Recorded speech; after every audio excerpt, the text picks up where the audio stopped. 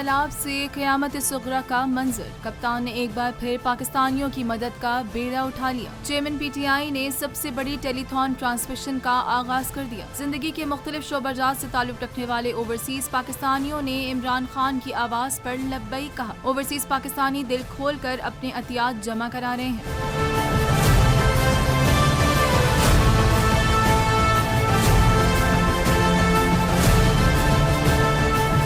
Telethon मुहिम के दौरान चंद मिनटों में ही 50 करोड़ रुपए जमा हो गए हैं, जबकि अमेरिका से एक पाकिस्तानी की जानिब से 22 करोड़ रुपए इमदाद का ऐलान किया गया। टेलीथॉन ट्रांसमिशन का आगाज तलावत कुरान पाक से हुआ, जिसके बाद दरूद शरीफ भी पढ़ी गई। ट्रांसमिशन में इमरान खान के साथ फैसल जावेद, आफ्ताब इकबाल, परवेज इलाही, सानिया निश्चत समेत दीगर अफराद भी शामिल हैं। इंजमामुल हक ने भी टेलीथॉन ट्रांसमिशन को ज्वाइन किया, जिस पर कप्तान ने इंजमामुल हक से मजाक करते हुए कहा कि कल मैच में बैटिंग करके हमें जितवा ही देते। इमरान खान ने मजीद कहा कि टेलीथॉन से जो फंड आएंगे उनको सानिया निश्चित देखेंगी।